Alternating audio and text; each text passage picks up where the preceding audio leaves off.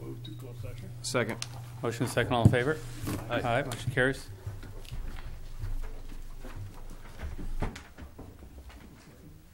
Come on in, Soran.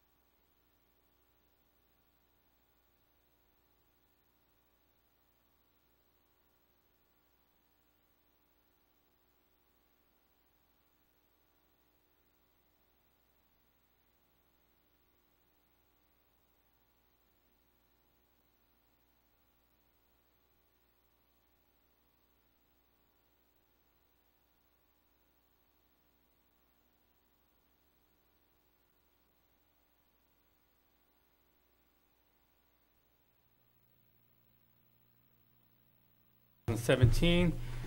Vice Mayor Clark, will you lead us in the Pledge of Allegiance? Yes, sir. Ready? Salute. I pledge allegiance to the flag of the United States of America and to the republic for which it stands, one nation under God, indivisible, with liberty and justice for all. Thank you very much. Roll call. Mayor Velasquez. Here. Vice Mayor Clower. Here. City Council members Friend. Present. Luna. Sims. Mr. City Sims Ma- said he would be here in 15 minutes. Okay, thank you. City Manager Miller. Here. City Attorney Sullivan. Here. Chief of Police Westrick. Present. City Clerk Graves here. Thank you very much. Verification of agenda posting. The agenda for the City Council of the City Hollister meeting of March 6, 2017 was posted on the bulletin board at City Hall on March 1st, 2017 at 1:35 p.m. per Government Code Section 54954.2. Thank you. City Attorney, anything you want to report out for closed session? Yes, on the first item, we discussed anticipated litigation, and we had a meeting this past week with the potential litigant. Report was given and directions by the city attorney was received. And also on item number 2, a report was given about the existing city-county litigation. And report was given, but the directions were split to one vote with yourself and Councilman Friend requesting one percentage and Carson or Councilman Clower a different. That will be reported. And the employee matters that were given, it was to maintain the existing situation. Okay, thank you very much. Thank you. Move to the consent calendar. Are there any items council would like to pull? Do we have any items from the public? No, sir. No, sir. Okay, thank you very much. Is there a motion? So moved. Second. Motion second, all in favor? Aye. Aye. Aye, motion carries. Go to public input. Members of the public may address the City Council on any matter within the City Council's jurisdiction that is not on the agenda. Comments are limited to 3 minutes per person with a maximum of 30 minutes per subject. Speaker cards are available in the foyer and are to be completed and given to the City Clerk before speaking. State law prohibits the City Council from discussing or taking action on any item which is not on the agenda. Do we have any speaker cards? Yes, sir. First speaker would be Tim Burns. I'll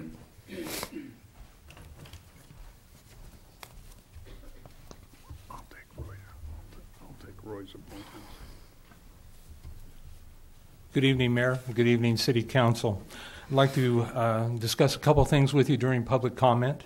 The first item is I actually would simply just like to recognize the city staff from the city manager down to the entry-level positions for their fine work during the recent rainstorm and windstorm. I actually live across the street from a park, and it was amazing how quick the Parks Department got on top of the challenges that existed with that park. I know oftentimes we acknowledge our police department, rightfully so, and our fire department, rightfully so, but I think sometimes we fail to recognize the other elements of public safety, and in this case, the Parks Department and the Public Works Department, I think, should be commended as well as the police and the fire department and city staff in its entirety.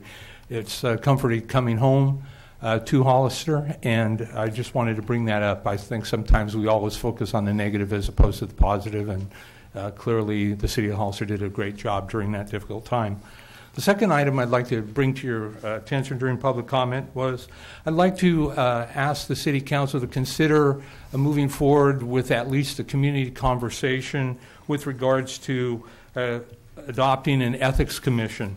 I had the opportunity to attend a meeting back on September 28th of last year with council members Friend and Luna, and I was at a LULAC event, and at the LULAC event it was suggested or asked what the council's position on that was, and I think the time is now. I had an opportunity to look at the Hollister Municipal Code, and I was surprised. I didn't actually see a code of conduct or a code of ethics, and I think that that would be appropriate to do as well. And I know that our police department has a code of conduct or ethics, and I suspect our fire department does. And I also know that often new employees swear to affirm the state and the local constitution and municipal code when they're hired, but I think it needs to be more of a formalized process, and I think the time is now. I know there's never a good time. I know you guys are extremely busy. There's always the next crisis, the next thing that needs to be addressed, but if you don't do it soon, I'm concerned that it may not happen. And so again, I would ask that you move forward with creating a ethics commission and a formal code of conduct for all city employees. Thank you, council. Thank you. Marty Richmond. Good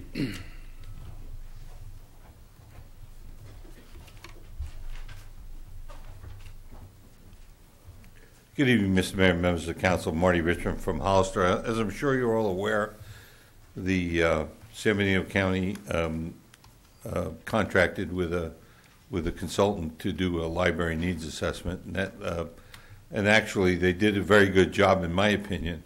But part of the when they were out there, part of the task they were given, which I don't remember it as a needs assessment, was to kind of generalize a library, the size of a library, and what it would cost. And the instructions that they were given was to go for broke. I remember them exactly. Go for broke. You know, put everything in the world in there and make it as big as humanly possible and everything. And so they came up with 60,000 square feet, a tel center, media outlet, theater, conference room. Somewhere buried in there was actually a library, in the library. And the answer was $47 million. The problem with that is not because they said $47 million. Actually, that's the way it comes out if you go for broke. The problem was as soon as they said $47 million, everybody forgot whatever else they said in the report. And immediately that became the lead story on every story about the library, the $47 million. Well, first of all, they identified a lot of issues with the library concerning public and private spaces that were being, in my opinion, misused. They did not use that terminology. That's my terminology. They said office space could be put other places. There's no sense having, since we're so short of space anyway, there's no sense having offices in the library when the offices could be somewhere else. The library needs to be the public space. They talked about a lot of the stuff we had was water damaged, bad smells in the library, and the people who worked there immediately accused the board of getting rid of all the janitors, and that's why. I'm not going to go into all the discussions that went on about that.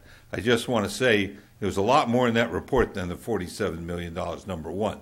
Number two is, you've all heard my spiel before, 17 years ago, there was a library bond, and the first round of that library bond, the state paid 66% of the cost of a new library, okay?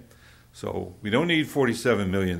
We don't need a library that's got everything in the world in it. We could probably do what we need for about $28 million. And if they ever have another library bond at the state, we will need a third.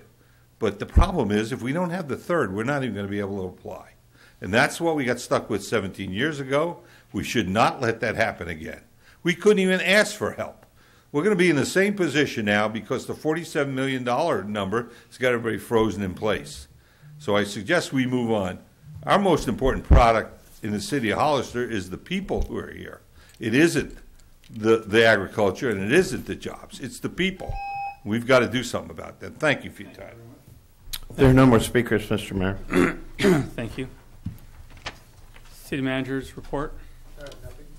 Nothing at this time. Thank you very much. We'll move to item F52. Good evening, council members. You have before you a resolution that would affirm the City of Hollister's commitment to construct the West Gateway's streetscape project. This project in its entirety is about $4.2 million. The funding would be from a combination of approved claims to the San Diego County Council of Governments, use of the city's Regional Transportation Service Program funds, part of our remaining bond proceeds from our redevelopment agency, and an active transportation program grant, and additional local funds. The staff report before you explains that the city applied for the 2016 Cycle 3 Active Transportation Program and has been recommended for a little over $1 million in grant funds. Of that, about $247,400 would be used for Safe Routes to School safety improvements near Calaveras School. Those primarily would be curb extensions and high visibility crosswalks. There would also be funding of $222,206 to stripe bike lanes on Central Avenue, Bridgeville Road, and Bridge Road. So we would have a loop network that connects from downtown Hollister to 4th Street, because there's existing bike lanes on 4th Street. Some of the grant funding would also stripe bike lanes on 4th Street where there's existing gaps. The lion's share of the funding from the active transportation program, over close to $788,000, would be used for the West Gateway project for bicycle and pedestrian improvements. We have a PowerPoint, Tom? We met with Caltrans staff. They've identified 2 issues they have with the grant application. I'd just like to back up and explain that it's a very competitive grant. There was over 450 applications, and the city was one of 80 jurisdictions that was awarded for or recommended for funding. Caltrans identified that with many of the applications they had issues. The city is one of those jurisdictions, and they have 2 primary issues. One of them is with the bike lane. Again, we recommended striping a Class 2 bike lane on Central Avenue from San Benito Street to Bridgeville. Part of that section is also 3rd Street, and then there's a small section that's Virginia Avenue that we recommended be what they call Class 3. I'd like to explain that Class 2, if you have a Class 2 bike lane, that means there's a stripe of a dedicated bike lane on the street. And the reason there's issues with our application is it is identified in our adopted bike and pedestrian master plan as a Class 2 bike lane. But in order that most of Central Avenue from Line to Bridgeville Road is 40 foot wide from curb to curb, and we have on-street parking there. And to have on-street parking, you have to have 8 feet for the on-street parking, 5 feet for the bike lane. It has to be no less than 5 feet if it's near on-street parking. Then you have your travel lane. And with a 40-foot curb-to-curb right-of-way, we don't have enough room to accommodate a Class 2 bike lane. So we asked the Caltrans if we could amend the application to change it to a Class 3 bike lane with sharrows. That means that there wouldn't be a dedicated place for the bicycle rider. They would share the road with a car. I think if you think of San Benito Street, we have those sharrow stripes on San Benito Street now that show where the travel lane is shared. It gives the bicycle rider priority on the road. When we met with Caltrans staff, again, they emphasized that this is a very competitive application, and they didn't think it was fair to other jurisdictions to apply that we have presented a Class 2 bike lane when really it would be Class 3. So that's something that they may, if they support this still, we would have to go to the California Transportation Commission to get our application approval amended. Another issue they had with the application was the funding. Can I go to the next slide, please, Tom?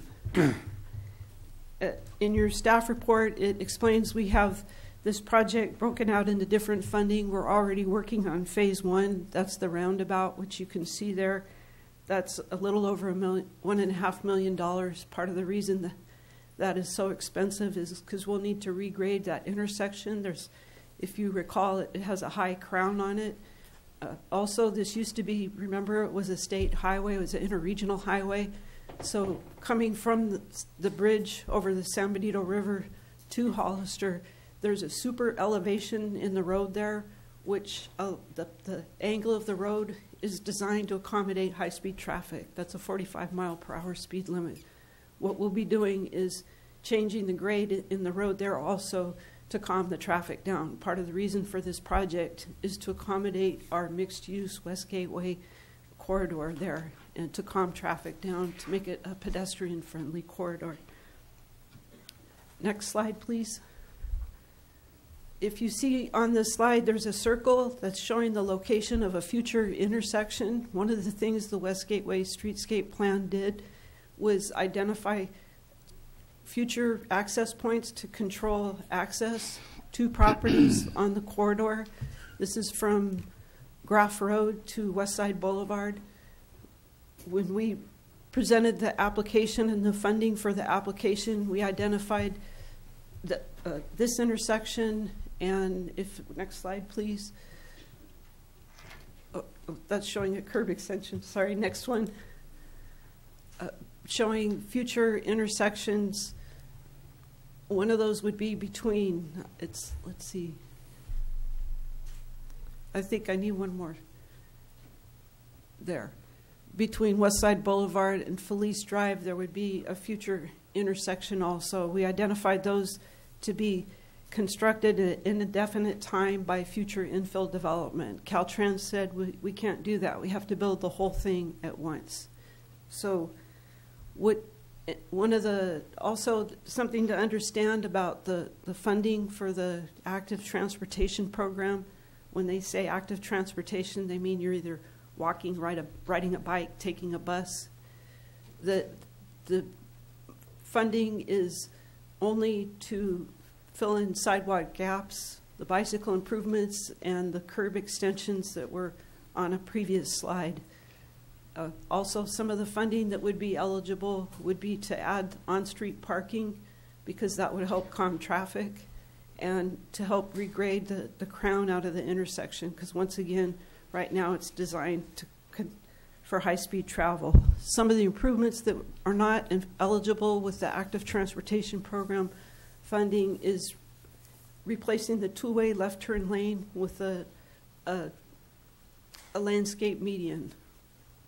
Part of the purpose of the landscape median is to, again, control access to the properties. Also, it's to help calm traffic.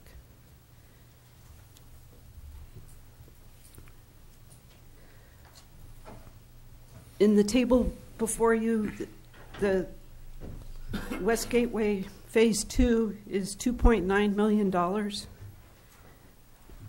The table shows that with the funding we have committed from the Council of Governments for local transportation funds, that's about $642,000. Our regional surface transportation and programs funds would be $640,000. And with if we are still recommended for funding, there could be a potential gap of $300,000 if the Vista del Oro project doesn't construct between now and when this project would be funded, which would be probably June of 2020. If the Vista del Oro project doesn't go forward, then the city would be on the hook for funding the remaining $1.7 million. What's their timeline look like right now? Because I saw tractors out there the other day. Vista del Oro? Yeah. I think they're planning to construct this spring. So we really think it's reasonable to expect that they will go to construction this spring, but it's hard to foresee the future. And we all know what happened in September of 2008, and there was a lot of plans in the works, and then the unexpected happened. But you had said 2020 is kind of our timeline?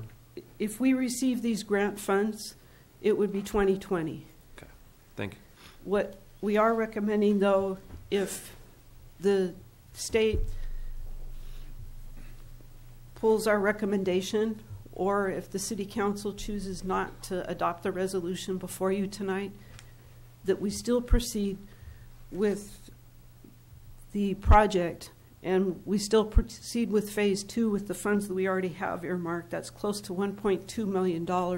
What we'd like to prioritize is getting the landscape median constructed and building curb extensions, perhaps between Westside Boulevard and Felice Boulevard, and if we could at the intersections at Felice or Rakovich, because it's a long gap for a pedestrian to cross there. In working on the grant, I watched the traffic. I talked to one of the business owners on the corridor there, and people were really making a lot of unsafe choices because of the speed of traffic and the long distance between their safe crossings. So to wrap up, what we're recommending is that you determine whether or not it's your pleasure to adopt the resolution. If you elect not to adopt resolution 2017-53, then we're recommending you direct us to pursue using the money that's already been committed to the West Gateway. That's $1.2 million to proceed with phase 2, and to we may be exploring entering into a reimbursement agreement with Vista del Oro for phase 1, so that would leverage it further. Questions? All right. Is there any questions for council? Councilmember Friend? Yeah, several. So, in your recap, one of the problems was the bike lanes. Correct. And we don't have room to put in the bike lanes that we asked for or said we were going to do. Well, if we took out the bike lanes, we would have to eliminate parking, and we just think that's not feasible in that part of our community. People park on the street. The Arrows bike lane. Right. And curbside parking. Right. We still only have one lane each way, right? Correct. For cars, right? Cars and bikes. Right. What's the improvement? The improvement? I mean, we have one lane right now. Right now, there's, I guess, this would improve the road for other modes of transportation. In this situation, it would be a bicycle. And if you look at the project location map, Central Avenue is on an activity corridor. There's John Z. Hernandez Park. There's Tony Aguirre Park, Calaveras Park, Calaveras School. The Hollister Community Center leads to the courthouse. It's on a bike bus corridor. And there's, I think, maybe 8 or 9 cul-de-sacs that feed just into Central Avenue. So if you want your child to ride a bicycle to school, there's no safe way for them to do it. And what happens, the Class 3 bike lane maybe isn't the preferred option, but it does give a place in place for the bicycle rider on the road. It's advising the driver. They have to give them room. They have to share the road. Well, I remember when we were going through this and approving the West Gateway, I don't remember Central Avenue being part of it. It wasn't. We to package the application and make it more competitive, part of the priority for funding was connectivity and closing gaps. So we tried to combine the safe routes to school safety improvements, which is an adopted plan, with the bicycle and pedestrian plan with the West Gateway project. Well, I thought the West Gateway project's already been approved. These are all approved projects. We're just trying to get the money to build them. So it's about implementation. It's not about approval. But what the approval tonight would be, with the resolution, would be committing the city to say that if the West Gateway project is funded by Caltrans with the Active Transportation Program funding, we're going to build the whole thing.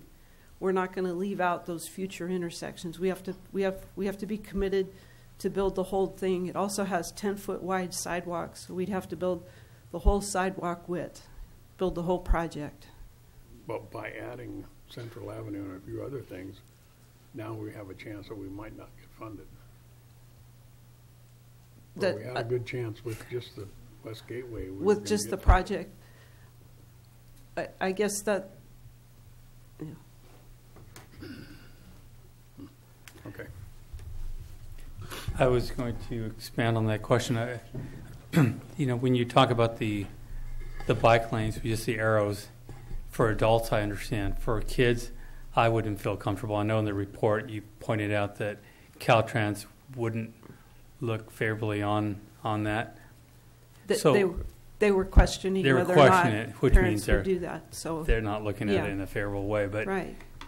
does that mean basically we will be taken out of the Chances are good. Right, so we're going Yeah. to lose the grant, basically, Right. which Yeah. is the 1 point, how much was there, 1.78 or something? About 1.2 million. 1,078,000 or something? Is that correct? Yeah, yeah. So we, more likely than not, will be losing that grant at this point until we come up with another way. And we can apply another time. Would it not be wiser to just step back and see what else we can do, and maybe a redesign of 4th Street to have a protected bike lane? I don't know if you saw one of the pictures I had sent over. You had the walkway and a protected bike lane. Can we step back and rethink this if we're going to end up paying the whole bill anyways? We could, 4th Street does have a Class 2 bike lane, so it would be just, I guess, Right. if it was the pleasure of the council, because it's an approved project, the improvement plans have been completed substantially. So then it would require some funding for redesign to adjust the location of the bike lane. And I That would be personally, would rather see us go back, see how we can design a protected bike lane in that area. You know, people are very aggressive. They're going pretty fast. Just see if we can come up with something better. So if we're going to use all our dollars, let's just take the time, step back, and do it right. You know, I don't want to be in a hurry or rush to do something, especially when, again, we're probably not going to get those dollars from Caltrans. If the resolution is approved, that might, it doesn't guarantee anything, but it helps the chances that we're not defunded. Oh, you're saying to go through the process, we need to approve it, otherwise we're out of the game. Right. And we may be out of the game anyways. And if we're out of the game, then you're going to come back and say, okay, we're out of the game now, let's step back and see what else we can do. And we could build this now instead of waiting later. We won't be able to build the whole thing, but we can build some of it now. But I guess that would be my question. If we don't get the funding, are you saying go ahead and do something, or step back and let's take a look at it again and see how we can make some other improvements to it? We would be able to complete what we've already approved, not the stuff that's been added like Central Avenue. We would take the Central Avenue and Safe Routes to School wouldn't be part of it. No, that's correct. And then as far, I think your question, Ignacio, is you're asking, can we step back and revisit the location of the bike lane? Protected bike lane and some of the other designs, and see what we can do with it? That would be the pleasure of the... But would that be at another time? Then we'd have that discussion. First, you're asking for us to prove this, see if Caltrans approves it. If they don't approve it, you would come back and say, okay, it was not approved, and let's look at this again, have a study session maybe? Our recommendation was just to come back with the Phase 2 as it's been approved and designed. If the council wants to provide different direction, that would be your call. Okay. Is there any other questions? Yeah. Vice Mayor Clower? Just to make sure I'm understanding correctly, what we're considering doing is just committing the city to build out the whole project if Caltrans provides the funding. Correct. But if they don't provide the funding, then we haven't committed to anything. We have previously committed. But I mean, not the whole project. Right, that's Okay. correct. And we would rely on infill development to build those Okay. future intersections And and some of those. so the main risk of additional investment is if Caltrans funds it, we've committed to do the whole thing, and Vista de Oro doesn't build out. Correct. That's the main Right. risk of investment. Okay. And then how far, how much of the new street are we talking about putting in at the intersection? Is it like 10 feet past the sidewalk or something? I can't imagine we're going to be putting too much in past that. You mean the new? When we put in the intersection, there's going to be something that connects to it, right? So I'm guessing it'd be is it a street or is it a parking lot or? The new intersections? Yeah. That would be for new develop. It would be for a parking lot or is it a street? It would be, well, one example is there's the convenience store that was rebuilt. Uh-huh. There would be a new intersection there with curb extensions. So the properties there would just be adding the driveway accesses to the property. Okay, so it's not really a new street. It's just Correct. an access point. Yeah. Okay, that's it. Thanks. Right. All right. Do we have any comment cards? Not for this item, Mr. Mayor. Okay, thank you. All right. Is there a motion? Yeah, I'll move to approve Resolution 2017-53. Is there a second? Second. All in favor? Aye. Aye. Thank you. Motion carries. Thank you very much. Go on to item F53.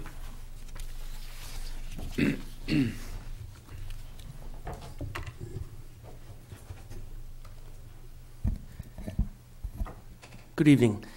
The City of Hollister currently limits construction, landscape maintenance, and activities on and contiguous to residential properties to the hours of 7 a.m.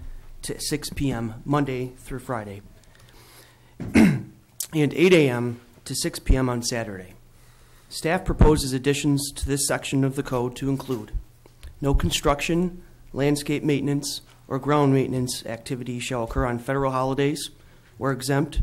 Residential properties adjacent to such construction, landscape maintenance, and ground maintenance activities shall be provided within 7 days advance written notice of such construction, landscape maintenance, or ground maintenance activities outside of the acceptable times described in this section 17.16.100.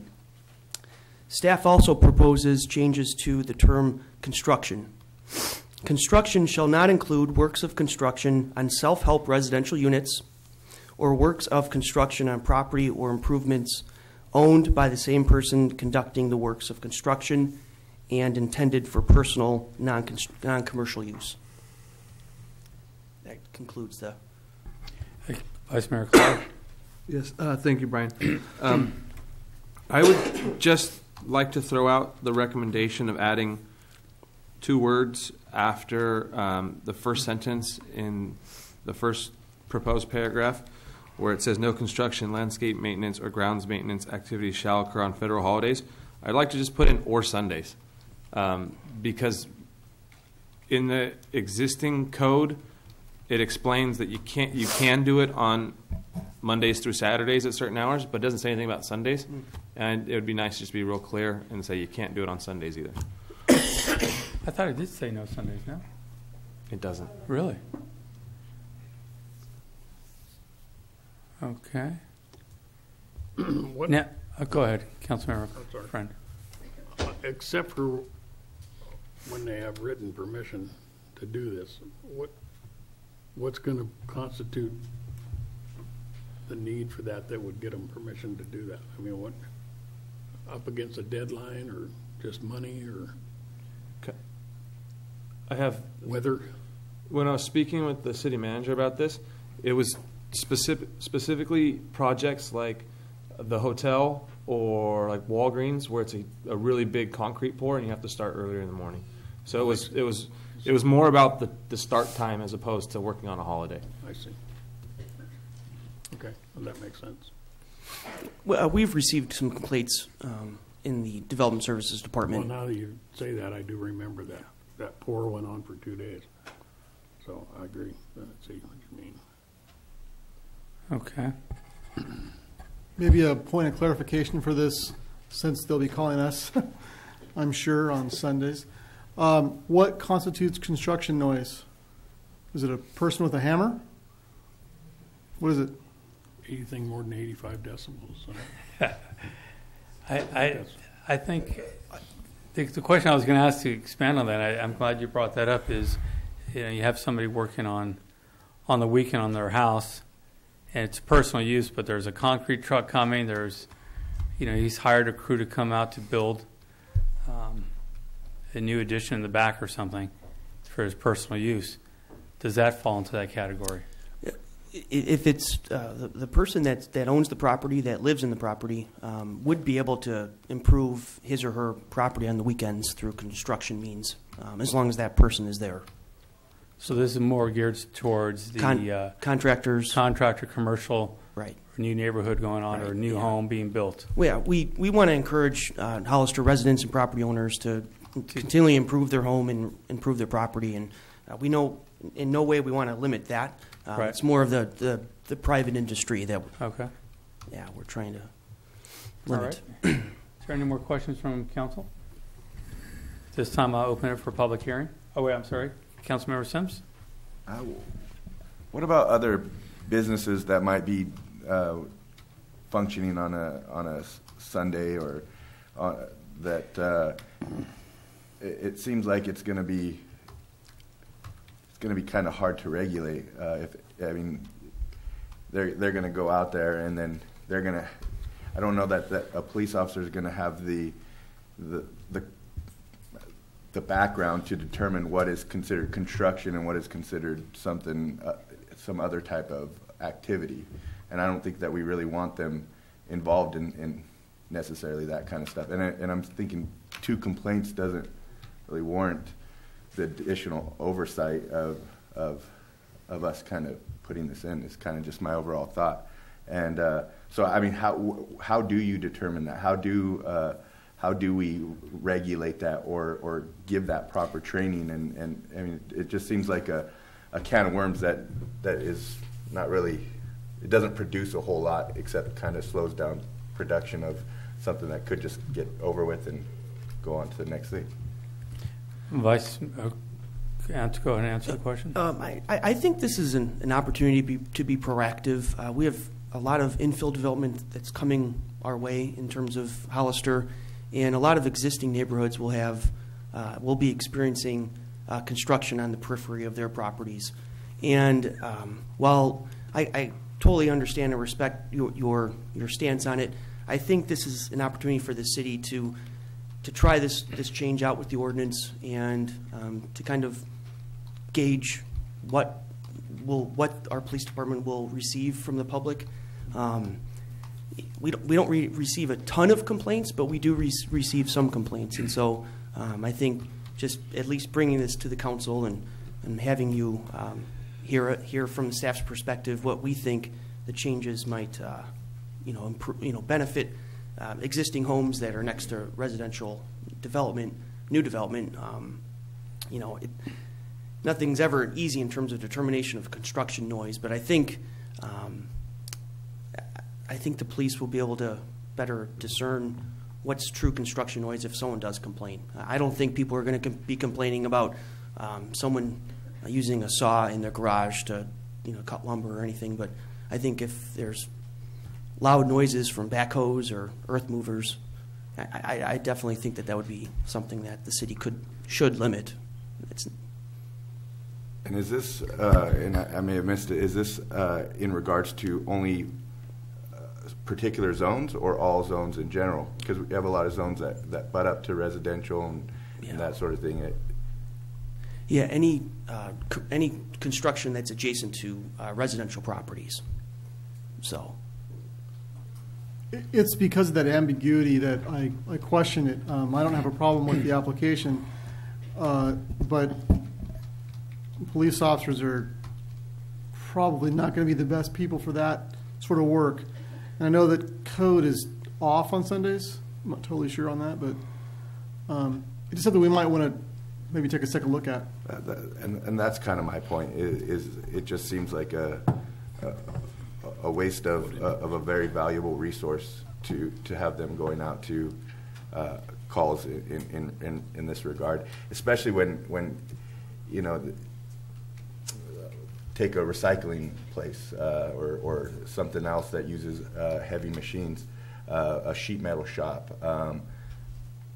Those are pretty loud decibels, and so if those are up against a residential and it's open on a Sunday or they run on a federal holiday, it just seems to.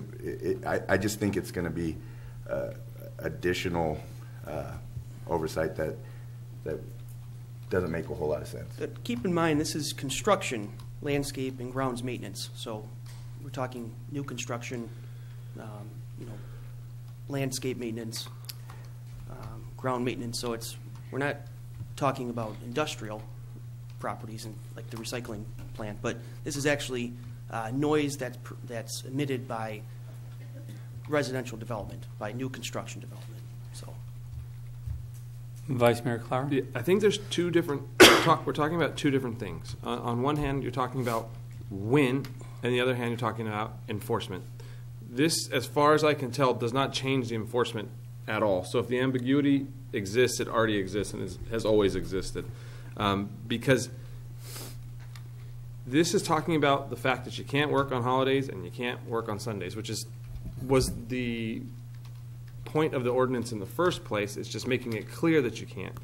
I live in an area where there's new construction going on. When there's hammers banging at 6:15 in the morning, you know what construction is. It's not really is it maybe? No, you know. It's happening. I'm sure that the police department gets a lot of calls on this. When it was going on, I never thought to call the police department. What I did was I went and talked to the sales office, and then when that didn't work, I talked to building and code enforcement because they're the ones who are working with the contractors. Is that what everybody does? Probably not. But this isn't talking about how it's going to be enforced. Code enforcement doesn't work Sundays. So it's the same reason we have a hard time getting people to pull down their garage sale signs because there's nobody out there telling them to do it. But at the same time, if we can point to code that says you can't work on Sundays, then that makes it a little easier when you're talking to the contractors, and they've been working on Sundays, and saying you can't work on Sundays, and you know what?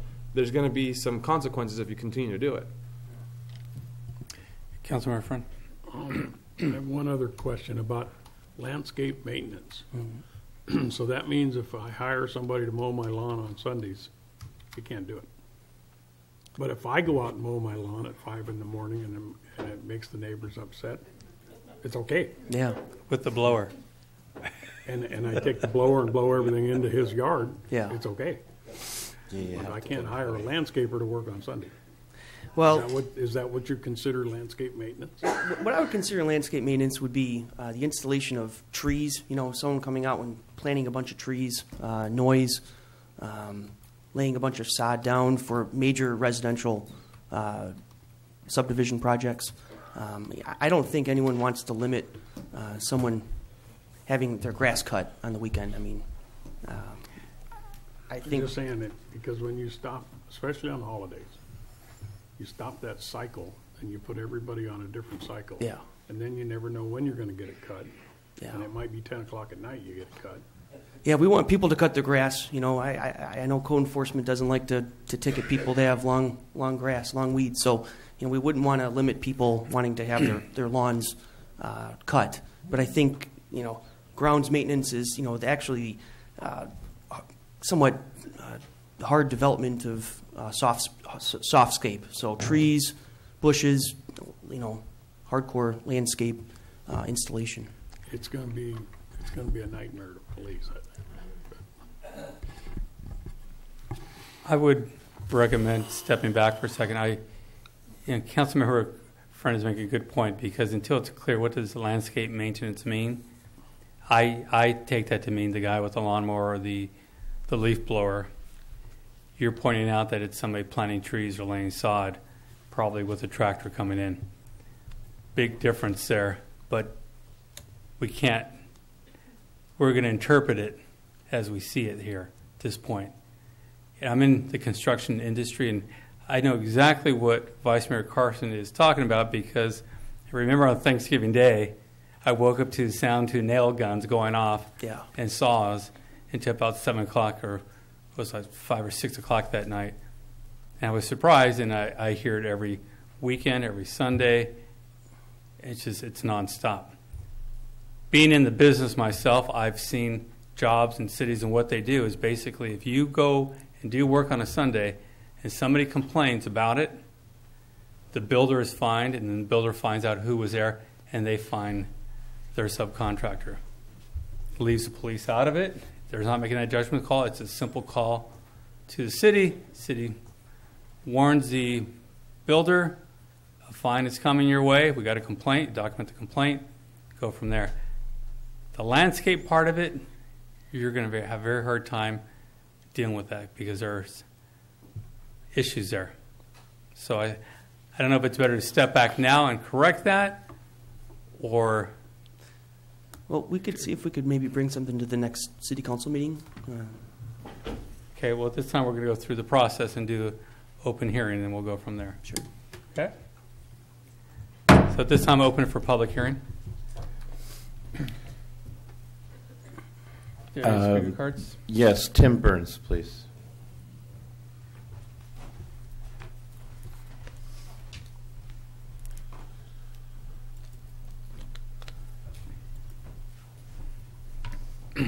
Good evening, Council. Tim Burns, resident, City of Hollister. You've pointed out several challenges with the proposed change to the ordinance. Certainly, Councilmember Clower is spot on in reviewing the ordinance. It says absolutely nothing in its current existence about Sundays, so that would either infer that it's okay or it's not. It actually comes down to whether the City of Hollister is a presumptive code, and by a presumptive code, what it means is if it's not listed, you can't do it. I think that regardless of what the will of the council is, you need to at least go in and do a text amendment to include a consideration for Sunday, because right now it's wide open to interpretation. Additionally, in reviewing the codes themselves, it's under Title 17, which is your planning code, and under the enforcement action under your planning code, under 1724-030, it would define it as an infraction. And if you were to interpret it under 1.16.020, it could be construed as a misdemeanor. So I think you need to really take a hard look at this. When you look at construction noise, it's wide open. I mean, I too am a contractor, although in inactive status. And I will tell you, one of the most annoying contractor sounds that I've heard and witnessed is a loud radio. And the only thing worse than a loud radio is when you got two loud radios and they're on different stations, whether it's rock and country, you pick the venue. And so again, you need to be pretty careful. I guess the other concern I would have is careful what you ask for, because once you adopt this, there will be an expectation by our community that you're prepared to allocate the resource to enforce it. And I can tell you, because of my current profession, that typically you're going to find that this type of a violation is more often than not enforced by your code enforcement program. And you do have a code enforcement program, and it's my understanding that you've added resources to the program, and certainly you would, I suspect, with your labor agreement, have the flexibility to alternate their hours and their days, so you could address that component, but you really need to lay that out, and then your people need to be adequately trained. I had the misfortune or the good luck of being your first full-time code enforcement officer in the 2000s, and I had the opportunity to work with the city attorney to address the noisiness of the cannery at the time, and we were able to work together with the cannery to actually deaden that noise significantly. Having said that, though, one of the things that I had to do was become trained in the use of a noise meter, and then I measured it from probably 10 different points, and you could hear it from all different angles at different hours. And so your staff has to have the flexibility and the training, and the ordinance has to be clear so that when it comes time to enforce, you have the ability and the success of enforcing it, and more importantly, educating your community to change that culture, because it's existed for a number of years. Thank you, Council. Thank you. Jennifer Coyle.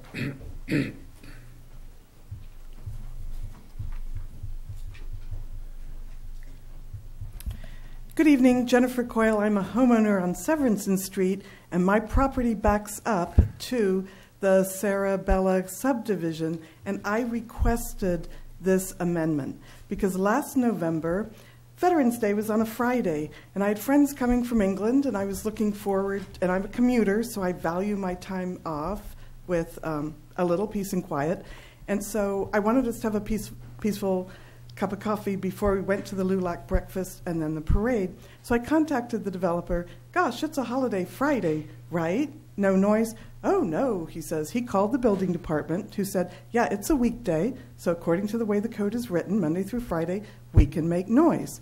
Then I contacted the city attorney, and he confirmed, yep, the way the code is written, Monday through Friday, he can make noise. Now, as a courtesy, maybe he could start an hour later, but the developer declined to do that. Then I looked at the calendar, and yeah, Thanksgiving is a Thursday. And then this year, Christmas is a Monday.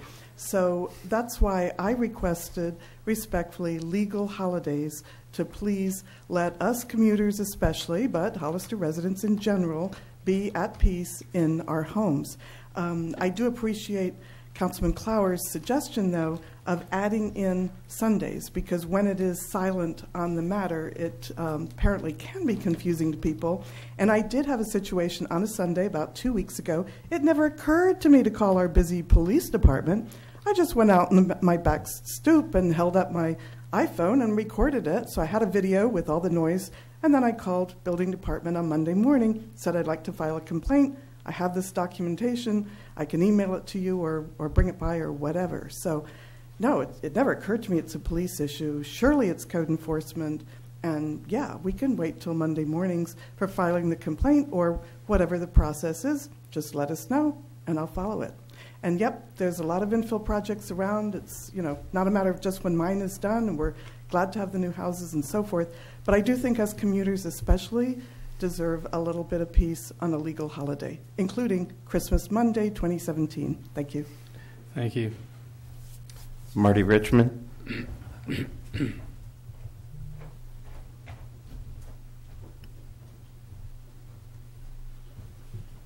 Marty Richmond, Hollister. I may be making an assumption that isn't true, and that's why I wanted to come up here so perhaps somebody can comment on it.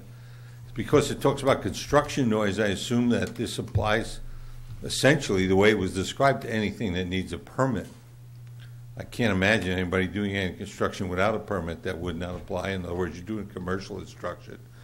So it would be important to have it in a regulation, because that way you tell the people when they come to get a permit, here are the hours you can operate. And that's basically the warning to them, a fair warning and a fair notice that that's the way they can operate. As far as the code enforcement on a weekend, all I got to say is, duh. We have policemen on the weekend. I don't think this is a police job. I think it's a code job. I think we need code enforcement on a weekend, but I've said it many, many times.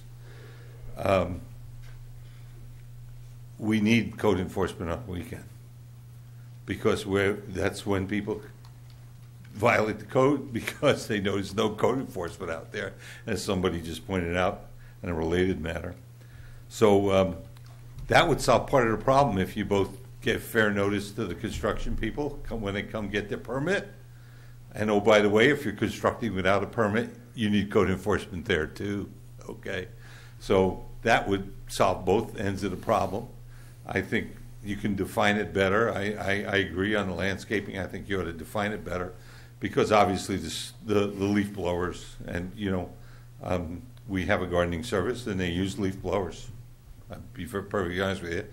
And my neighbors have one and they use leaf blowers, and everybody seems to use leaf blowers. So you've got to get some restrictions there. I think that's fair. But I do think it's important to have it available when somebody comes in for a permit, that you can just give them the copy of the regulations and say, you're on fair notice. That's when you can work. Thank you for your time. Thank you. I have no more speakers, Mr. Mayor. Thank you. This time we'll close the public hearing. Any more comments or questions from council? Vice Mayor Clower? Yeah, I think maybe we can hopefully give some direction to staff to bring some clarity to the landscape and grounds maintenance, and then also add in the part about Sundays. That's what I'd like to see. Obviously, this isn't for anybody who has construction going on in their backyard on a holiday, this is a very pertinent, timely matter, but it doesn't have to be done today. I mean, we can get this ironed out so there's not as many questions, and then hopefully bring it back. Okay. So you make a motion to continue? Can we continue this item? I'll make that motion. I'll second that. Motion to continue to future date in a second. All in favor? Aye. Excuse me, Mr. Mayor, you can't continue it to a future date. You can continue it to a date certain. A date certain? Yeah, I'll continue to the 20th. Sure. Okay. 20th? Yeah, March 20th. 20th. Continue to March 20th. Thank you. Move forward with item 54. Okay. This item authorizes the San Benito Street pavement overlay project. The road condition of San Benito Street from Nash Road and south to the city limit line adjacent to the San Benito High School parking lot and field is in dire need of resurfacing. The existing pavement is in poor condition and needs to be rehabilitated to improve road drivability as well as roadway drainage. San Benito Street is an integral roadway not only in the city of Hollister but San Benito County. With increased residential development along in the southern boundary of the city, increased traffic has induced deterioration of the roadway. The roadway has also received intense use by visitors on the weekends to the Hollister Hills State Recreation Area and local wineries. The work will consist of 3-inch AC inlay, 3 inches of existing AC paving removed, and 3 inches of new paving replaced. Plans and specifications and an engineer's estimate for the project will be prepared by city staff and brought back to the council for approval and for authorization to solicit sealed bids. Staff recommends that the city council approve the project and request initial budget authority in the estimated amount of $200,000.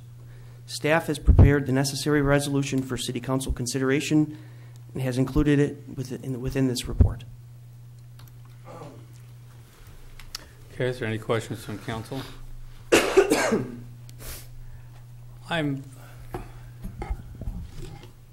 As most of our streets, we need a new overlay. My concern is we still have a lot of construction traffic going on in that area. And the other part of my concern is that it's actually a small job. And I think we should try to bundle a few more projects together before we're going out.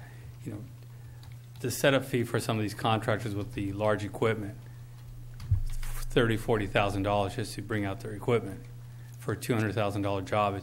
It's going to cost a lot more money than it should be unless we bundle it with other projects. I think we need to step back, let some of the construction finish out there before we move on some of this. And we sure do have a lot of other streets that can use the help more than this one at this point. Councilmember Frank. My concern is how long this will take. And that means the road's going to be closed and all the traffic now, because we haven't built the bypass around the high school yet, all the traffic's going to go down Old Cienega Road or in those houses right behind Kmart, all of that, Severson, everybody's going to see added traffic because everybody going to Union Road is not going to be able to get there down San Benito Street. So it's going to be something that needs to be thought about. And we're starting up in the spring, so everybody going to Hollister Hills is really going to be impacting that road. Well, so it's either done now or done quite a ways down the road. So it's well, you know, it's interesting. The city invested quite a bit of money in the pavement management system, which is the computerized system that dictates when roads should be repaved.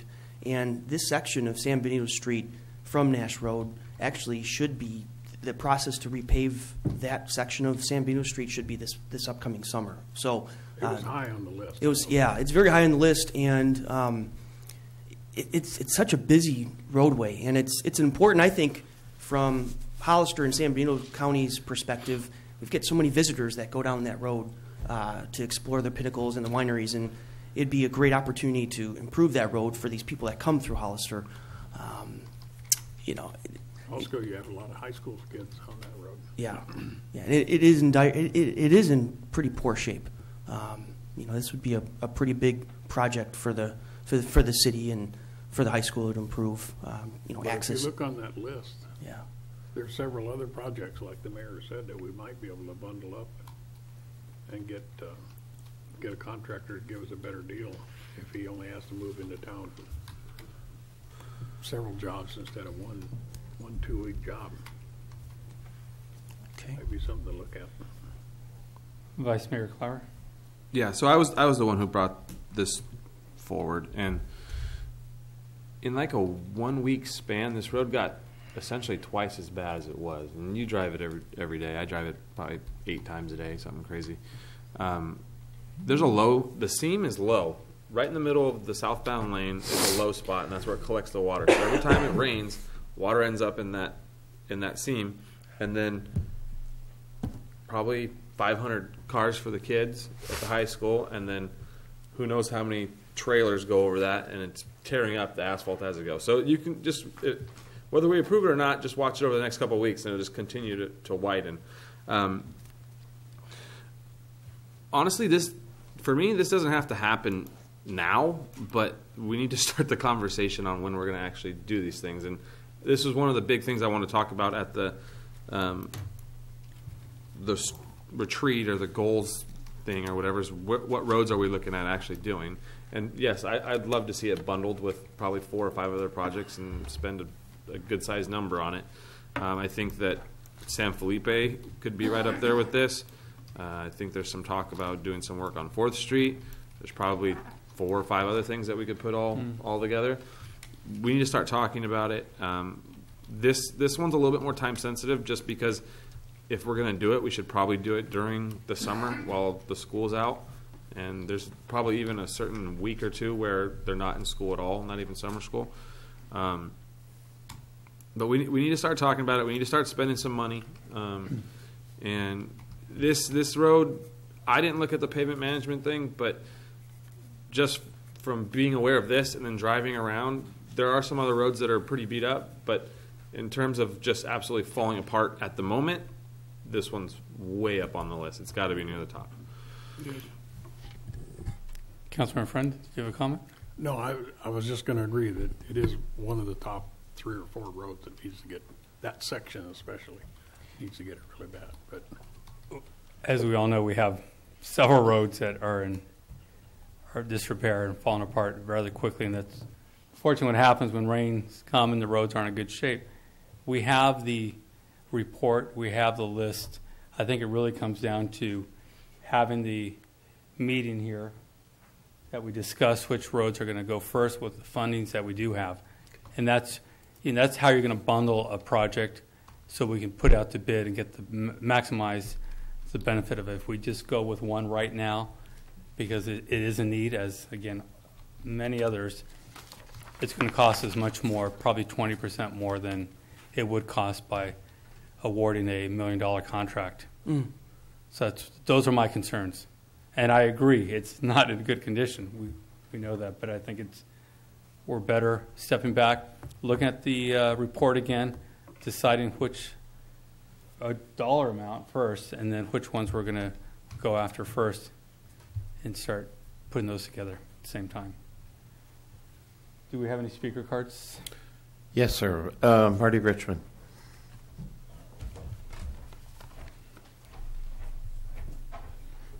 Me again. You stole my thunder on bundling, but you did miss one part that I was going to say, which was get with the county. There's no reason you can't bundle with the county too. As the mayor pointed out, there's an enormous amount of staging costs involved in these small projects. It just really eats up, I think 20% is probably a low estimate of the staging cost impact on a small project. The contractors love a big project. They just hate a small project because they know that the overhead of the staging just eats them alive when it comes to any chance to make a profit. So they just run the price way up to protect themselves. You can't blame them for that. You have a possibility. I don't know if they have anything that they're willing to spend any money on. I do know they got a road report themselves. It included some streets, I believe, that are in the area there that belong to the county, or one half belongs to the county. And you ought to try, may be able to bundle with them and get going right away, because you'll get a bigger bundle and you'll get a better price. So I appreciate the good management of thinking about bundling the project. I just would not forget that the county has also got roads in the same area made of the same material. Thank you for your time. Thank you. That's it, sir. That's it. That's it. Vice Mayor Clymer?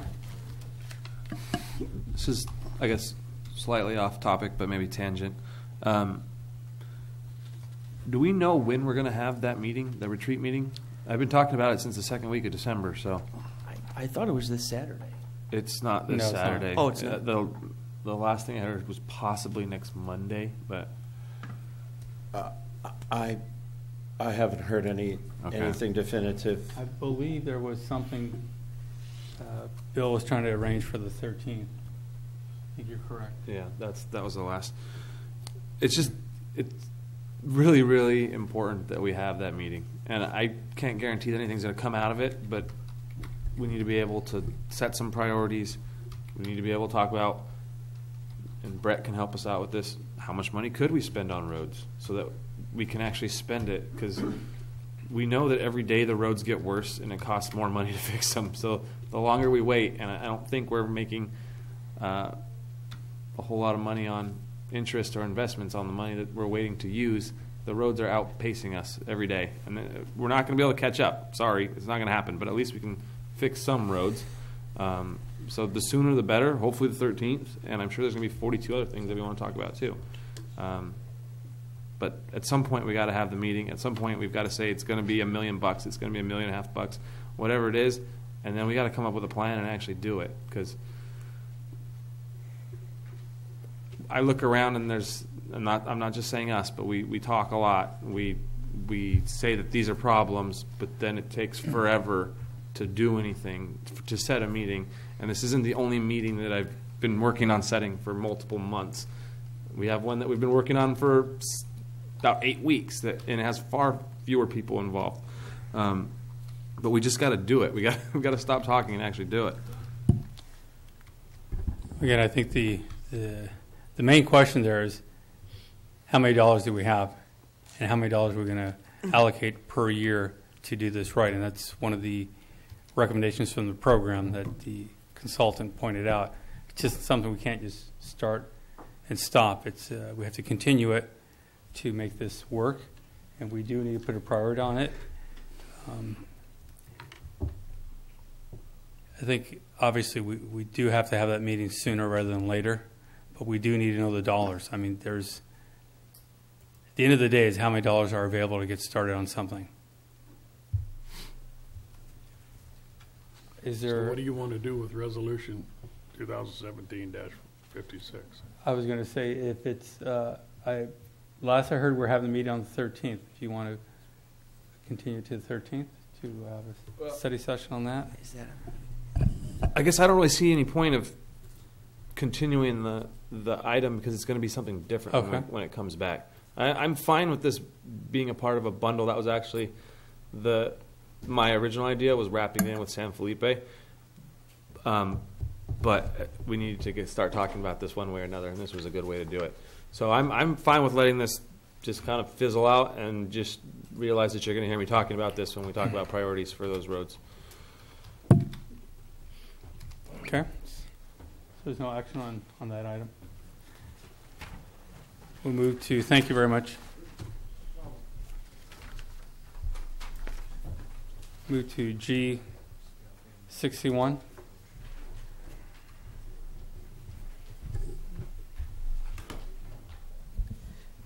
Good evening, council members. I believe you received a letter from the Olive Festival. That's probably what precipitated this agenda item, which is to a report to request interpretation of the fees charged to vendors at short-term business activities in the cities. Examples are one-day festivals like the street festival. There's the farmers market, or there's vendors that are there weekly, seasonally throughout the year. There's also, we have situations where the city planning department issues temporary permits for one-day sales for, say, Valentine's Day flower sales, Mother's Day sales. That's a seasonal activity. It happened. Their ordinance allows the permit to be issued for one day up to 3 times per year to a person. Another type of short-term business activity in the city is, in these items that I just mentioned to you, staff would like to recommend that we recognize those activities similar to section 5.08190 of the municipal code. That's for businesses generally that are seasonal. The examples in the code they have are Christmas tree sales, greeting cards. We think this is similar because the activities are seasonal in nature and they're just for one day, or they're in association with the farmer's market or something similar to that. And we'd also recommend for those activities, say for instance, there may be a vendor that's at the farmer's market, but they would also come to our street festival or the Lights On Parade, and that they be charged a fee of $30 per year for the entire year for that vendor. There's some other vendors in the city where the business license fees are higher. This is for $225 per year. One of them is the itinerant merchant. That's a merchant that's in a fixed place. Some examples might be if there's a Christmas tree lot, that they would have a fixed place of business where they'd be selling the Christmas trees.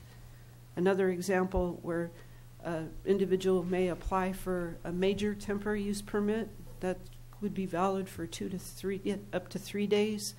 Examples are those. I think there's been situations where there's been pop-up car sales and they've secured those permits from the city to have the spotlights. Often it's been in the parking lot at Kmart. That would be an itinerant merchant. We also have peddlers. That's somebody that's moving around, like the ice cream truck, or selling merchandise from their vehicle or from a cart. And then a solicitor, that would be an individual going from door to door to a house or making phone orders and taking orders for services. We're recommending that uses such as the vendors at a biker rally, where it's 2 to 3 days, be considered to be itinerant merchants.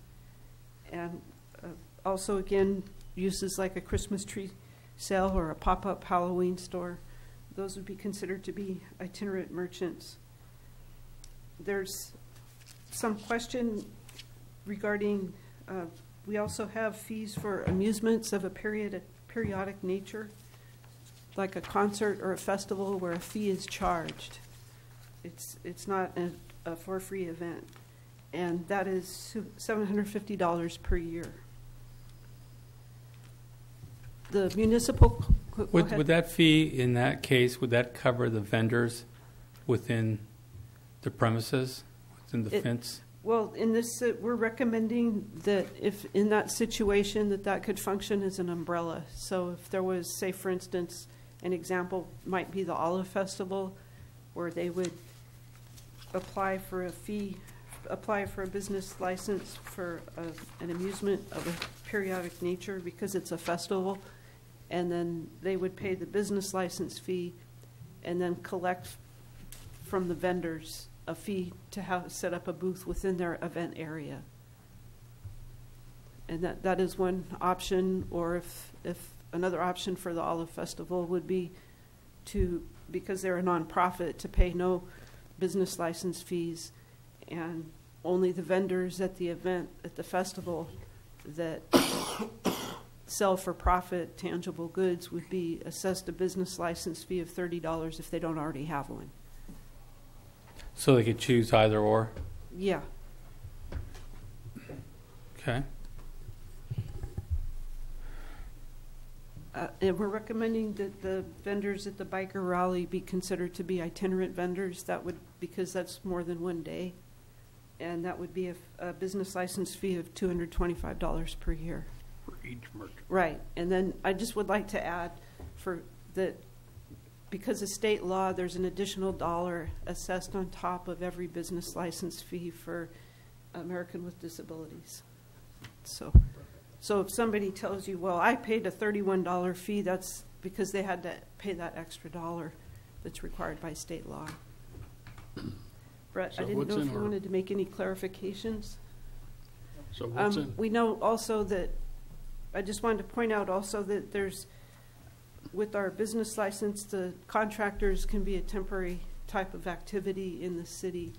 And the municipal code does allow for contractors to pay a quarterly fee instead of the full fee.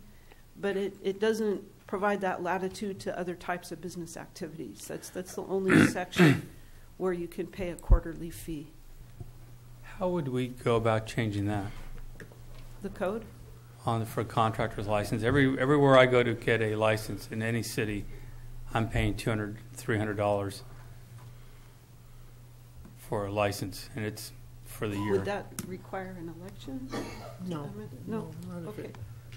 It could. It's just something we need to be thinking about. so the staff report that we have today is what is existing? Yeah, it's a summary of what we're asking the city council to interpret the code.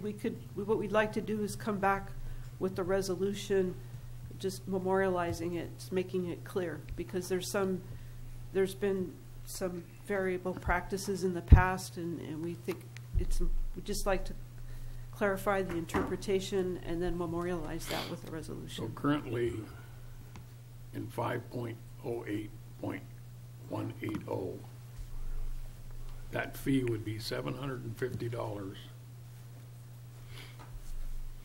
whether it's a one-day event, a two-day event, or every year, forever, as long as it's not an itinerant. Well, an example would be the carnival that's at the high school annually. Do they, or are they exempt? Because, pardon? Okay, that's in the county, but in the let's county, pretend but- it was in the city. Well, That's a 3-day event. what I'm saying is there's nothing in there right now that says if they're a non-profit, there's no change. They pay the same $750. I mean, I can see that. There is one exemption in the code. It's for a city-sponsored event by resolution. If the city was sponsoring the Olive Festival, they could adopt a resolution and say they're waiving fees for all parties. Well, I don't know if we want to go that far. I'm just trying to figure out is, 5.24. I'm not ready to step into that one. Because with that exemption, if the city attorney agrees, that we could charge them through that resolution a admin fee also of, say, $30 per vendor. That's another direction you can go. We could, but that doesn't solve the issue that it costs too much to put on a festival if you're going to have 30 vendors Correct. at $30 a piece and $750 to the parent group No, it's just different. for a one-day festival. No, it would be the .180 would be the one fee, and then the vendor or the promoter would collect from within it if you wanted to. Or they can choose to go to the .190, and each vendor in there would pay the $30.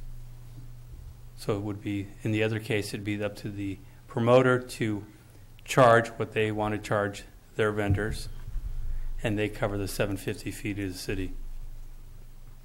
Well, I think we should make a distinction between, if you have the Honda dealer from Morgan Hill comes in for a one-day sale of all Hondas, that's one thing. If you have a nonprofit put on a festival for one day, I think there should be a distinction. Whether it's Downtown Association or whether it's another. Well, the group. nonprofit is exempt from a business license fee. So any nonprofits at the festival Okay, would the also whole be conversation was started because a nonprofit was told they had to pay this. Correct. The issue usually becomes the nonprofit is exempt from the business license. It's the vendors that they have at their event would need a business license. the for-profit vendors. Well, okay, but we're changing in the middle of the stream. If they weren't a nonprofit, they could pay a fee and their vendors could work under their umbrella. If they're exempt because they're a nonprofit, then the vendors can't work under that umbrella.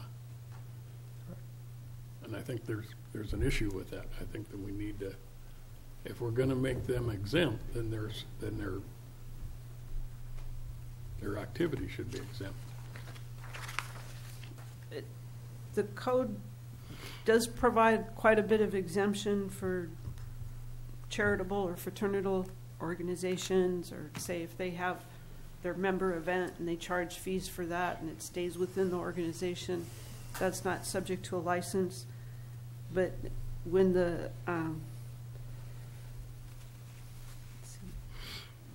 but the promoters are not exempt for, say, if there was a promoter for the Olive Festival, they would not be exempt. I understand that, but the Olive Festival is a nonprofit. Right. Just like HDA would be putting on the farmer's market as a nonprofit. I think those are different than somebody, a promoter bringing in a new car sales for a day would be a different, that's a business coming in here to do business. This is something that we have. So are you saying that you think if there's for-profit events at the Olive Festival, they should not have to pay a business license fee? But if it's run as a nonprofit, it's not a for-profit event. Well, the event is a nonprofit event, but there's vendors there historically that come to sell their own wares and goods and leave with the money. They don't donate the money to the Olive Festival. But they pay taxes on that money. The city receives the taxes on that money. If it's in the city, yeah. So I'm just saying that we should look at the exemption for nonprofits and make it a blanket that says, and it may be not $30, maybe it's a reduced fee because they're under that blanket, I don't know. But $30 is what, we're trying to attract more people to come into town to do this. We don't want to price ourselves out of the market. Vice Mayor Clower has a question.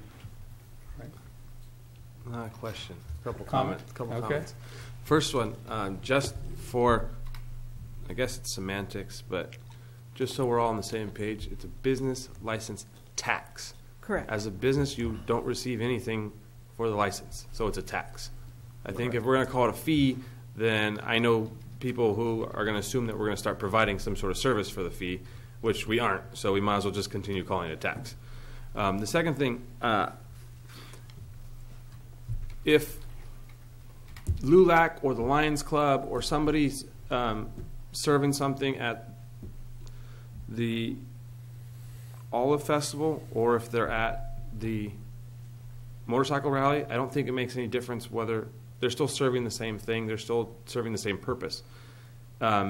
If Samuel Benet or Running Rooster is at either of those things, they're still serving the same thing, they're still serving the same purpose. So I don't think which event it is matters in my eyes, it just matters what your purpose is. If your purpose is to make money to pay your mortgage and send your kids to school, then that's for profit and you should be paying a business license tax. If you are trying to get money to raise money for scholarships, then you shouldn't have to, because that's not for profit. And that would be exempt from the code. So it's... And Councilmember, with our municipal code, our business license are site specific. So if you're having business at another location, you have to have a business license for that other location. And that's usually where we get kind of a lot of pushback from businesses. If they want to do a booth at the farmer's market, they have to get another business license. Or if they want to do the Olive Festival, they have to get another business license. And we get a lot of frustration from our business community because they're getting that second license for a one-time event. Which I believe should be clarified. I think it's, if we have a local business that has a license, if they want to sell somewhere else for that weekend for an event, let them sell. They have their license. They're here year-round. I don't see the need to charge them an additional fee. I think the way you have this laid out here makes sense. It does say tax, by the way. But we keep saying fee. We're saying it does say tax. It's clear here. But the $7.50 for the amusement or the festival charge makes sense. $30 for the other category, 0.190, makes sense for those vendors going into there. I think most vendors understand there is a license fee, license tax. You said it got me going on the fee now. the license, the tax is part of doing business. If it's a nonprofit, we can take care of that issue. I think now that I know about this other tax on existing businesses, I don't think that's fair for our local businesses that are here all year. If they want to show up to the farmers market and sell their products, that's great. Let's get them, let's help them make some more money. That's what we want to do with our businesses here. But I think you laid this out pretty well, and it does make a lot of sense. I think we do need to clean up some of those other areas, though. I just would like to have it cleaned up. If it's a nonprofit putting it on, and all they're doing is building a scholarship fund or whatever, like the Olive Festival, there should be a difference there on how that's treated. Then, same with the farmers market. It should be different because it's being run by the HDA as a nonprofit. And clarification, the nonprofit does not, I mean, they have to get a business license, but there's not a fee associated with it. A tax. Correct. There's not a tax to a nonprofit. Sorry, fee, I'm saying. Carson's fault. A dollar amount associated with the nonprofit, sorry. But it's usually the vendors that go, that set up at the different festivals or the farmers market is where usually the issue is. Like we charge the same thing as like what the rally is. It's like the Olive Festival, they said they're not going to be able to get vendors to show up for that, or even the same with the farmers market. So that's where I think we need to kind of put everybody in their correct box so that we are fair to these different entities.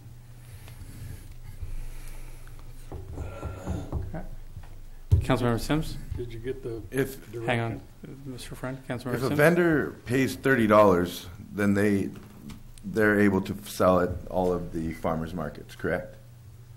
Yes. And we're recommending here that it be interpreted that they would also be able to sell at a street festival or, say, for instance, the Olive Festival without getting a new business license. That it would be a seasonal It's license. a yearly Tax. Well, why don't we add that and change the tax instead of reinterpreting this 30? And because not every, why don't we add another a la carte instead of creating a meal plan here? My point is that when we just $30 to recoup as a vendor, I don't think is a huge inconvenience. I see the vendor selling corn, and there's 80 people waiting to buy a piece of corn at $5 a piece. I think that it's not necessarily a lot. I do understand the situation with trying to get vendors out to a new event, that sort of thing. So I can definitely see that, but I would recommend adding an additional tax as opposed to reinterpreting the 30 and giving it maybe a $50 for a seasonal, or as opposed to doing a 30 for. It seems more appropriate. It allows the person that is only going to do farmers markets to pay the 30, and that's all they're doing. And then if there's somebody that's going to do farmers market and they're going to do all these other events, maybe they do the 50 or the 60, and they have that price structure as well. That would require amending the code to do that one. Wouldn't we have to amend it even if we made the different interpretation? With the way staff has things recommended tonight, it would just be interpreting the existing code. There would be no amendment to the code. So we would just be clarifying. I think it would be putting together a table saying that you can't. I mean, that's kind of playing with words. You can't say we're gonna change it, but we're not gonna change it. You can't. We're changing the interpretation. That I don't know what that even is. That just doesn't make any sense to me. I think there's been... We're having way too much fun watching you struggle with this, Mary. There's been some different interpretations internally with staff and applications, and what we're trying to do is ask you to review the code and interpret it and clarify for the record how we're moving forward so it's consistent. Give us guidance, because we're going to get a situation arising this summer with whatever we do here at the rally that will be probably, boiling up on Wednesday or Thursday afternoon.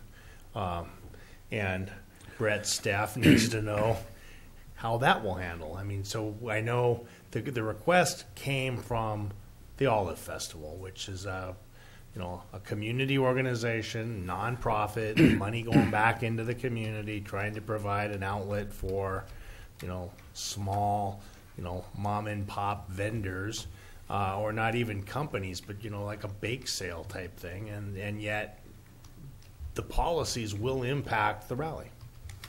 Correct. And why we're talking about interpretation is because we're fearful, because this is a tax, if you do any major changes, it'll be subject to vote of the public. So that's why we want to be, there's items in here that are, can be looked at it in two different directions, and we just want the interpretation of the council, and then we will follow that on a consistent basis. There's some people here, I think, also from the Olive Festival. Right, and we're going to ask for public comment.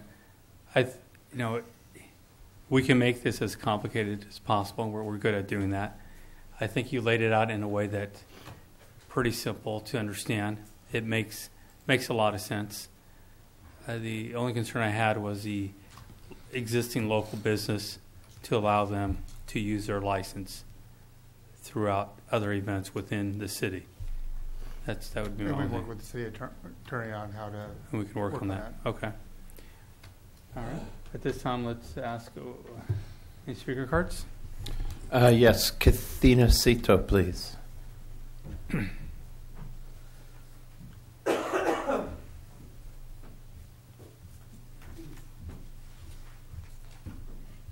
evening. Thank you so much for bringing this up. And it's actually really nice that everyone knows so much about the Olive Festival. We appreciate you understanding that we're nonprofit and the money goes back to the community. And this, we believe, was very well written, and we will agree with it and respect it. And it seems that there are two options: whether our organization pays the $750 and becomes an umbrella for all the vendors to come under it, and they do not have to pay an extra fee, or choose the option of adding a $30 to the rest of their fees. So we're good with that on the 1 year. We would like a clarification, because for sustaining the Olive Festival, we need to have it go 2 or 3 days.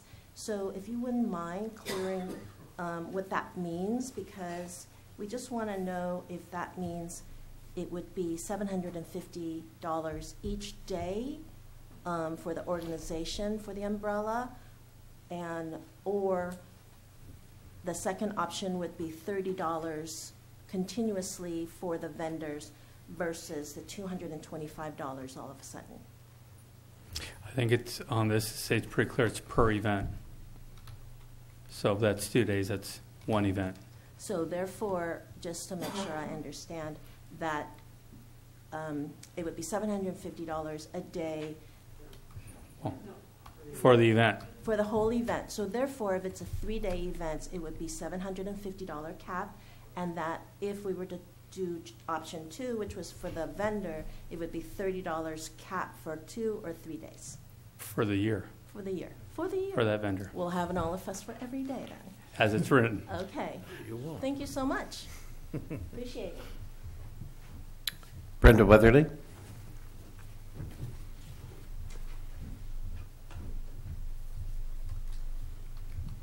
Brenda Weatherly with the Hollister Downtown Association, and I really appreciate staff bringing this forward. It's been a problem for us with our vendors, especially people who hold business licenses in the community, that we're assessing them again for street festival or lights on celebration. So I appreciate the fact that you recognize that that is a problem, and that Brett brought that forward too. And it looks like that we may be just allowing them to have one business license. We will be more than happy to make sure that they have a business license and I appreciate that. Thank you. Thank you. That's all I have, Mr. Mayor. Okay. Does that give you direction where we're headed? If there's a consensus of the council? Yeah, I'm comfortable with the way that the mayor explained it earlier.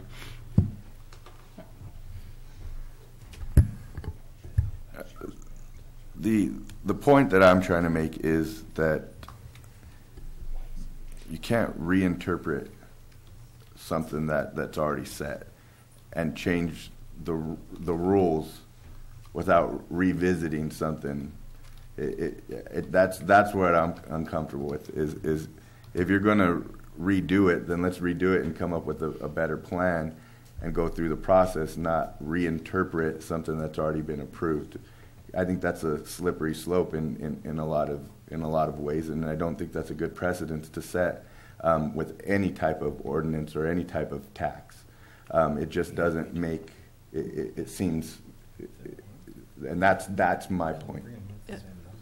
I think what's happened with prior administration is there was some direction to interpret the code inconsistent with what the code is. So we're trying to clean it up. And it has been. Yeah, I'll second what Mary's saying. The problem is it's been interpreted by different people. If you read it, everybody comes up with their own interpretation, and it keeps changing.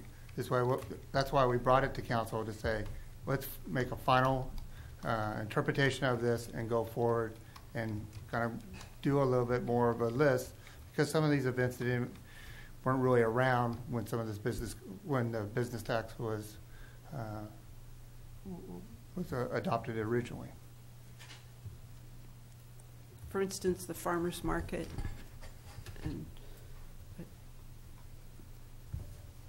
Okay. All right, thank you very much. Move on to reports from city council members regarding their committees. Councilmember Friend. Yes, I only had one committee meeting, and that was the County Fire Protection Advisory Committee. And we had a staff and fire chief's report, which I made available to the other members of the council. Thank you. That we have been trying to direct the fire chief to get this put together like this so that we have a good idea of where the fire calls are from, any trending, what types, from Station 1, Station 2, Station 3, Station 4, and you have that before you. The big thing that came out of the meeting, in my opinion, was he finally made out a pie chart and rolled all this into a comprehensive report for the year. And the thing that concerns me is, if you look at it, only 4.67% of the total time the fire department for the whole county was on fires. 63% of the time was on rescue and emergency medical. And there was severe weather, natural disaster, false alarms, more false alarms than there were fires, more service calls than there were fires.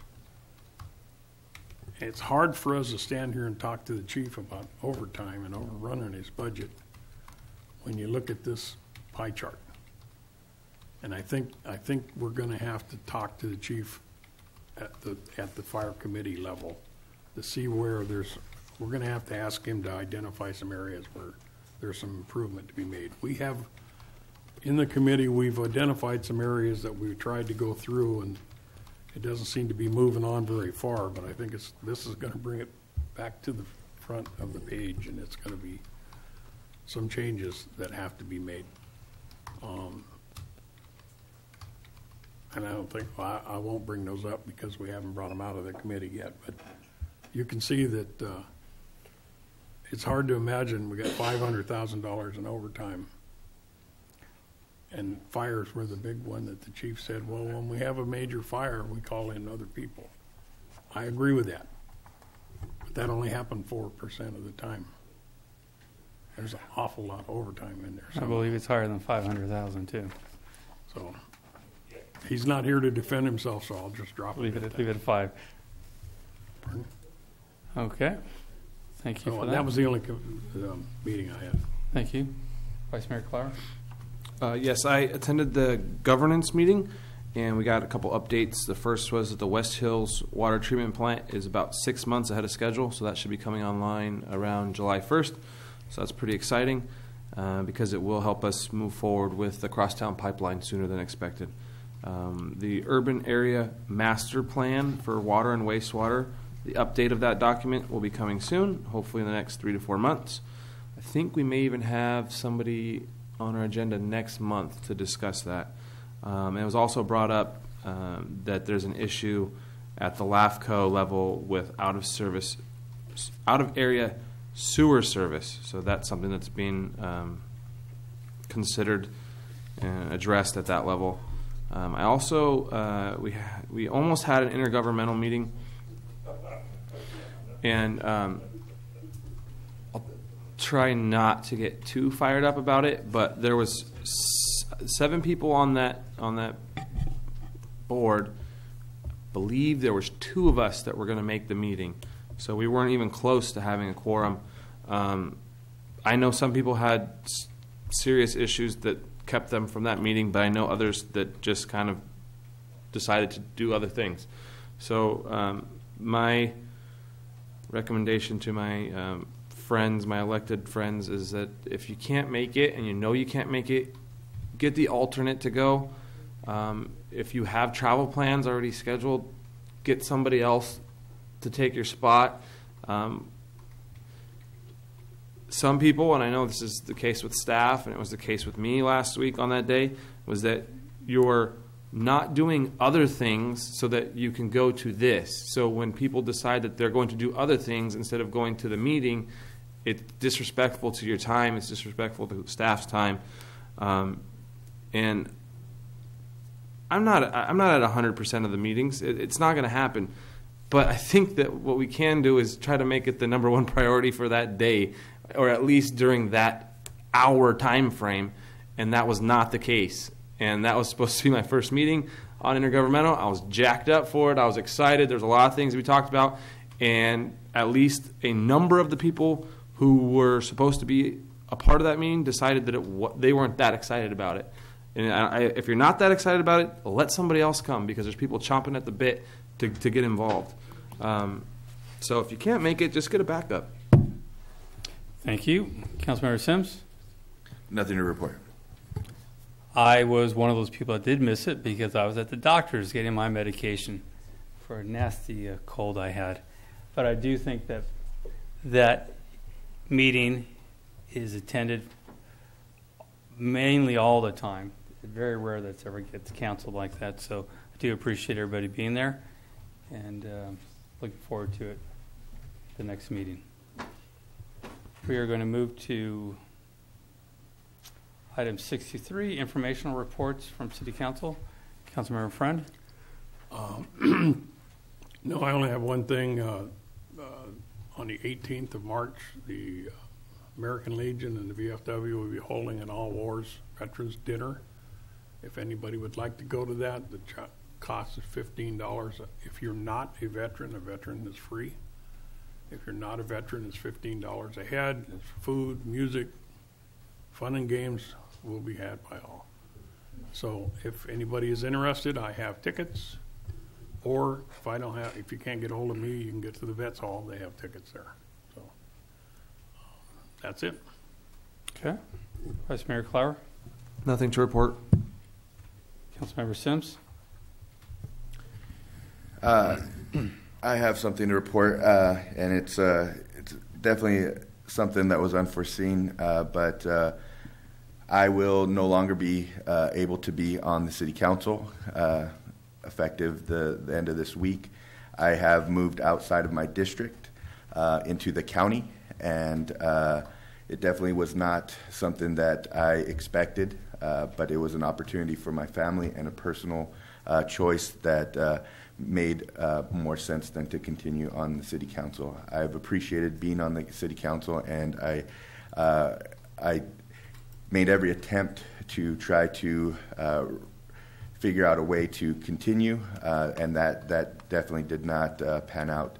But I appreciate the good works that they're going to continue, and appreciated being on the city council. And I will continue to be involved in the community, so you will see me around at events, and I am now the county's constituent. You now belong to the county. Well, Mr. Sims, I want to thank you for the time you did put in, all the hard work.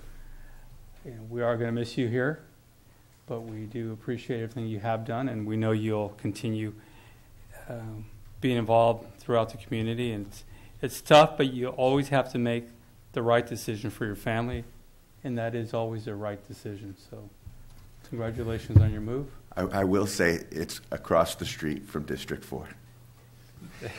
I didn't want to say that, but it is. It's a shame when you look across the street. It is. If I was on the other side of the street, I'd still be in District 4. Can we get that property annexed in the next week? It's interesting how things work out that way, but that's the way it worked out. Unfortunately, these are the rules, and we have to follow those. And again, thank you for your time and your effort here. I did attend a couple events. The Business Council held a meeting discussing the roads. A lot of good conversations came out of that. We heard presentations from the county, from our city manager. Spoke a bit about the road conditions. We all understand this is a major problem that is affecting all of us. It's not a problem that we can ignore much longer. The cost of fixing roads as they begin to deteriorate escalate very quickly, and we need to all come together, figure out a way we're going to start raising the funds that we need to catch up before we're all driving in potholes throughout the community. Also attended a meeting today with the county concerning the homeless shelter. Good progress going on over there. The new shelter should be done by November. I want to thank the county staff for all they've done to make this happen. The county has also found additional funding to keep the shelter open. So a lot of great progress going on, and I can't thank the county enough for following through on the work with the shelter and the partnership that we've had to make this happen. He pointed out, 3 years ago, we didn't know what we were going to do with the homeless issue, and now we're at the point of finally coming to a permanent solution, and it's because of that partnership. So I want to thank the county again, and all of us here at the council that stuck with it to make this all happen. City manager. Nothing to report. City attorney. Nothing to report. Chief. We have our first rally meeting with the core group on the 15th at the PD. I think Ray's going to that one, I believe. City clerk. Nothing to report, sir. Okay. Is there a motion to adjourn? So moved. Is there a second? All in favor? Aye. Motion carries. Thank you very much, everyone.